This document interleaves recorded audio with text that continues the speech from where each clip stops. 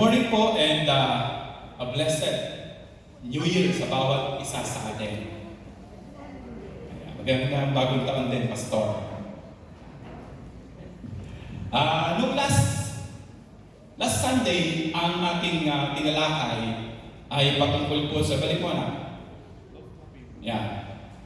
Patungkol po doon sa sulat ni Pablo sa Colosas sa chapter 3. And we were reminded, during that moment, that we have to live out our new life in Christ.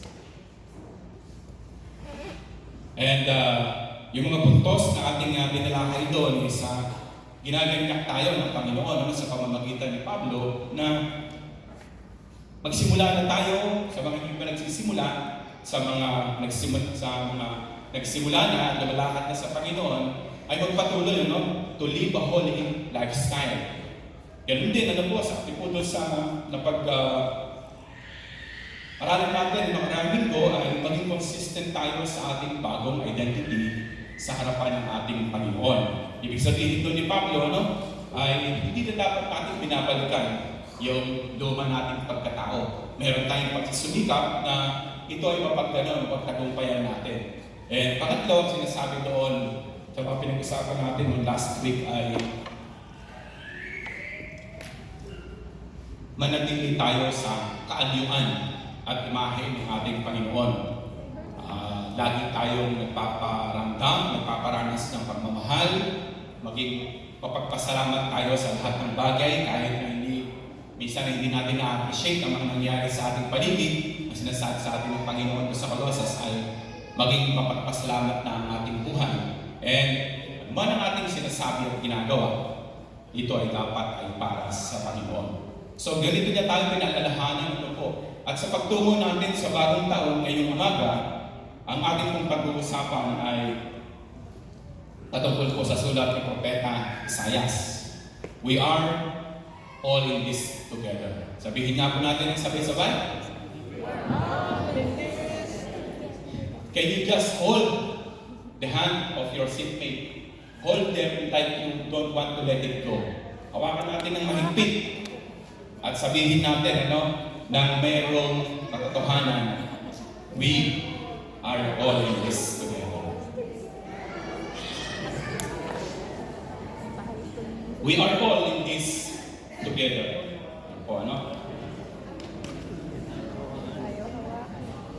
Doon po sa paalala ni Isaias, ito po ang pinulot ko dahil akma sa mga nangyayari sa iglesia natin.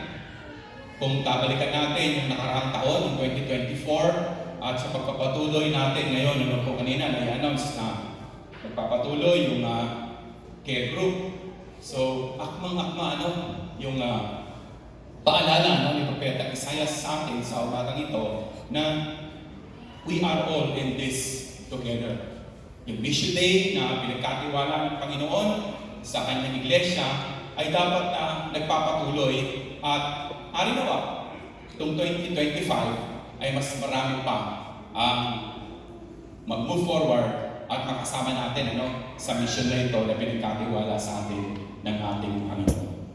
Doon po sa verse 1 nating binasa sa aklat ng Isaias, ang paalala po doon ng propeta natin ay bumangon at patuloy na magningning sa Panginoon. Nag-aanyaya ang Panginoon na huwag nating sayangin ang tinanggap nating ilaw. Gamitin natin ito, hindi bukas o mamaya na, kung hindi, sabi nga ng mga kabataan, nauna. If nagkulang tayo noong nakaraang 2024 na maunawaan natin kung bakit may Pasko, kung bakit tayo nasa-celebrate, bakit pinapaalalahanan tayo ng mga ibig sabihin ng Advento, ngayong 2025, ay patuloy ang encouragement ng ating Panginoon sa bawat isa. Na huwag natin sayangin yung dumating na ilaw sa sanlibutan. Yung tinanggap natin na Misaya o tagapagligtas. At ito ay ibahagi natin sa ating community, sa ating family, sa ating mga kaibigan, lalo't higit sa mga nasa kadiliman pa rin magpa hanggang ngayon. Patuloy na maging encouragement ang ating buhay sa iba. Magkaya pa po tayo ng ating mga kapatiran. Marami pa hindi nakabilog sa mga small churches natin, sa cell group. I hope mag-fit in po ang lahat ngayong 2025 patungkol po dito. At regular o ugaliin natin dumalo sa mga pagtitipon, sa mga lay organization programs and fellowship. At nawa ngayong 2025, mga kapatid, let us put more premium doon sa congregational o intercessory prayer na ginaganap natin sa ating iglesia. Napakahalaga po nito na nakakasama tayo dito because everything start with a small, passionate prayer. Lahat po ay nagsisimula sa panalangin. If we want to ask something from the Lord, hindi ba ang turo niya sa atin ay tayo ay manalangin? So, patuloy po tayong nag-encourage sa bawat isa. Ngayong 2025, na yung bilang ng mga lumuluhod sa ating iglesia, sana po makasama po namin kayo ngayong taong 2025. Subukan naman natin lumahad sa pamamagitan ng ating mga tuhod para mas malayo ang ating mararating. Pangalawa po, mga hamon sa darating na bukas at ang katapatan ng Diyos. Hindi isinasabi ni Isaiah o ni Propetang Isaias na may mga challenges pa rin kakarapin ang nagtatapat sa Panginoon. Amen po tayo doon? Kahit na matapat ka na sa Panginoon, hindi tatanggalin sa iyo ng Diyos mo yung mga pagsubok, yung mga konting pitik, yung mga paalala upang hindi ka mawala, upang hindi ka makatulog, upang hindi ka mag-relax sa mga pinapagawa niya sa iyo o sa bawat isa sa atin. Kalakip ng paanyayang magpatuloy sa pagsunod ay ang pangako ng kanyang pananatili at gabay. Sabi po niya doon, pupuspusin tayo ng kanyang presensya. Then just imagine, kung anong magagawa ng isang Kristiyano na palaging nagbababad sa paanan ng kanyang Panginoon. Ang ganda ng translation sa Tagalog, pupuspusin. Ibig sabihin, mapupuno ka. Ibig sabihin, walang mapapakante. Amen po ba? Ito yung plano sa inyo ng Panginoon ngayong 2025. Kaya kung may pinagdadaanan ka sa mga panahong ito, ibig sabihin yan, may paparating sa iyo malaking biyaya. May paparating sa iyo malaking gawain wherein God will gonna involve you. At hindi ka lang basta tagapakinig lamang. Sa bawat hamon na darating, ang Diyos ang mag-iingat, ang Diyos ang magtatanggol sa iyo. Huwag mo kalimutan na God is still in the business of winning for His glory. Amen po ba? Hindi naman tayo tinipon ng Diyos para magpatalo siya. Hindi tayo kinikilos ng ating Panginoon na pinaglilingkuran upang matalo siya nung dati na nang tinalo. Kaya tayo dinagdag ng Panginoon upang mas marami pa ang makakilala at magkaroon ng kaligtasan. Kaya kung may mga pinagdadaanan tayo, mga hamon sa ating buhay, lalo na sa ating pananampalataya, tandaan natin na hindi ka pababayaan ng Diyos na matalo sa mga kinakaharap mong hamon sa buhay, lalo na sa iyong pananampalataya sa panahong ito. Kaya nagpapaalala, si Isaiah sa bawat isa sa atin, na kung para sa iyo ang mensaheng ito, tandaan mo rin na pagkatapos ng unos niya yan, mas magiging matatag ka, mas magiging malawak ang iyong magiging pangunawa, at mas maiintindihan mo ang Panginoon na ating pinaglilingkuran.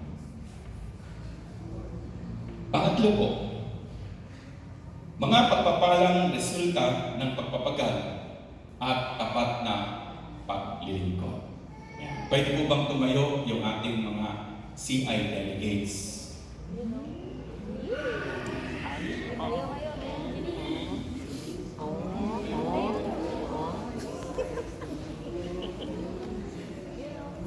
Ayan po. Salamat po. Thank you. Yung pong ating mission team, nandyan po ba kayo? Pwede po bang tumayo yung ating mission team? Ayan. Salamat po.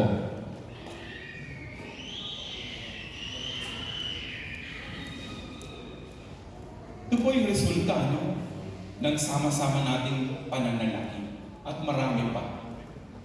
Kaya nga, sabi ko kanina, let us put premium in praying. Sumama po kayo sa congregational prayer. Makibahagi po kayo sa napaka-powerful na ministeryo na ito na pinagkatiwala ng ating Panginoon. Dahil sabi doon, ano, may resulta ang pagpapagal at tapat na paglilingkod. May natanggap akong message. Kahapon nga tayo ng isang araw. At nag-iimbita. Dahil wedding anniversary nila. At ipapabless yung kanilang bagong pagpapala. Kung titignan mo sila nung panahon na dumadaan sila sa pagsubok, nagpatuloy silang magtiwala sa Panginoon. Napagwagyan nila yun. Ngayon, natapos na, yung naging resulta nung pananatili nila ng tapat sa kanilang Diyos. Itong mga batang ito, 21 po yata lahat yan, 20. Yan po ay resulta rin ng pananalangin ng bawat isa sa atin. At nagagalak tayo, na lahat sila ay nagkaroon ng pagkakataon makihalubilo nung nakaraang Christmas Institute. At maghintay po kayo mga kapatid sa mga nagpagal, sa mga nagparaya, para ang mga batang ito ay maalwan na makadalo, makibahagi doon sa CI, doon sa mga nag-message, doon sa mga nag-abot para sa kanilang mga pangangailangan, doon po sa mga kinaroling ng mga bata. Watch out! Dahil hindi yan nakalagpas sa ating Panginoon. Kaya sabi dito ni Isaiah, may mga pagpapalang resulta ng pagpapagal at tapat na paglilingkod. Kaya ang dalangin natin sa mga bata nito, pagdating ng SI, ay hindi na lang sila 20. At alam niyo po ba, ang pinaka-special na nangyari during that CI? Merong mga batang kabilang dito ang nag-move forward. Nung tinanong sila kung sino yung gustong magpastor, may tumayo. Nung tinanong sila kung sino yung gustong magdiakonesa, alam niyo po bang may tumayo?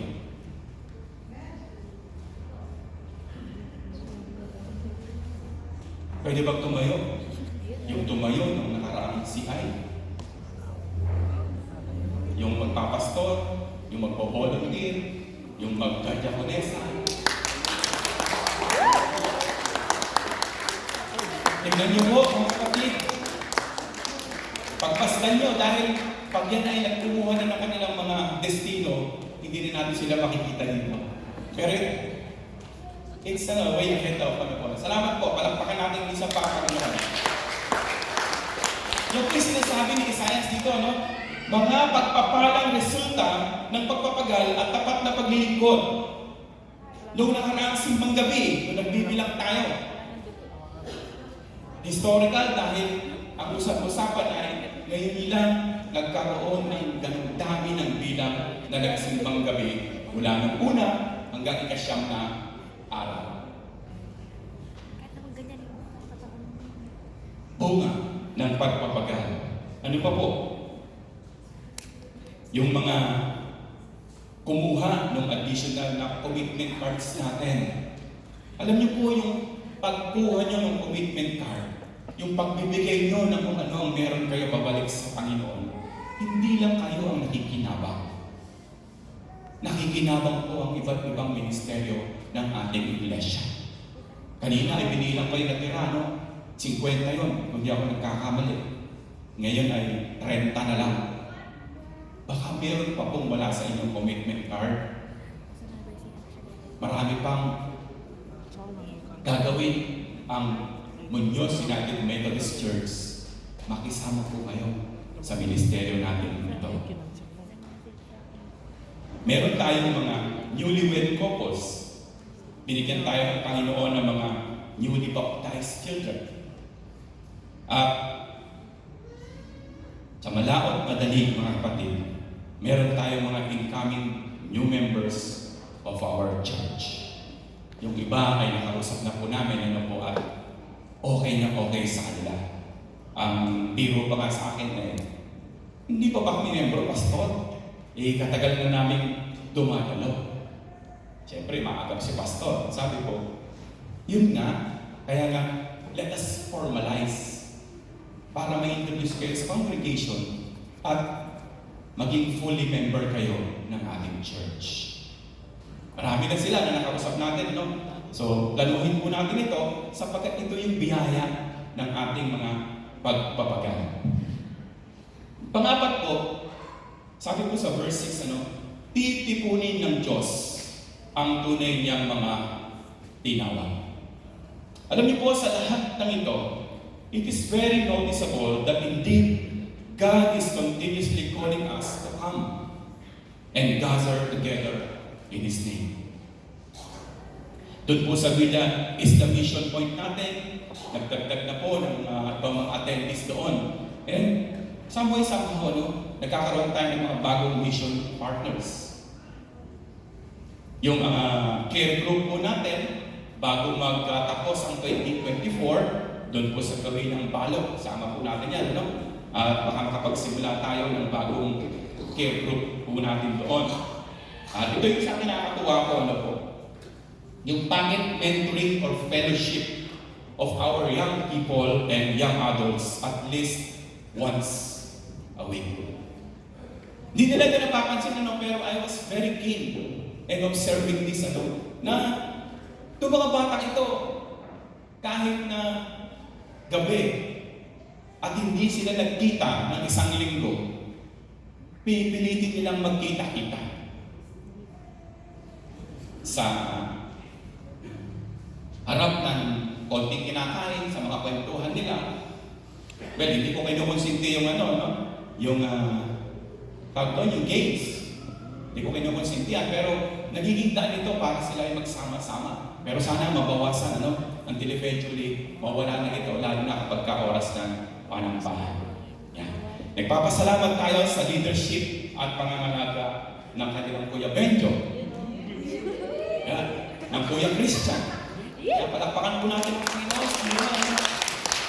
Sila yung nagiging bridge doon sa mga nakatapos ng UMYF at patawid ng MAYAF. Kaya minsan magpapaalam na lang yan. Katulad ng isang gabi, umulan na, lumabas pa yung dalawang anak namin. Sabi ko, bakit gano'n? Bakit pag si Benjo ang nagtatawa? Hindi kayo makatanggi. Siguro ihiramin ko yung pamamaraan mo, Benjo, minsan para pag tinawag din namin yung mga iba ay pupunta na sila. In parting, ito yung sinasabi ng mensahe natin ngayon, araw ng mga kapatid. Epiphany is about celebrating the life that is Jesus the Christ. Tinanggap na po natin ito. It is also a celebration of the community o tayo, mga disciples, that gathers to see and follow that life. Hindi lang po ito sa discipleship.org, ang ganda yan. Lagi kong binabalasa, at ang dami kong natututunan po ito. We need to be reminded that this is a walk we must take together. Let us continue then to making disciples, working on with old and newfound relationship in Christ, and strengthen it. Payabungin, palalayin pa natin, yung mga dating mga relasyon natin, sa ating mga kapatid, at yung mga bago, na dinidisciple o mini-mentor po natin. And finally, may we all be reminded that our leadership capability is a blessing only. Handa po natin ito when we put others before us. Ulitin ko po yun.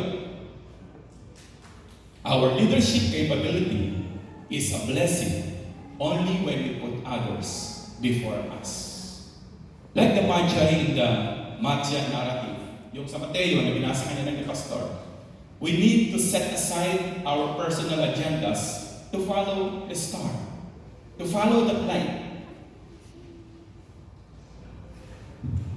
And as Muñoz UMC congregation, we should know by now that we are discipling only when we follow the Christ who goes before us. When our lives are changing in His life, when our life is growing in His presence, when we tell others how Jesus has given life into our own lives.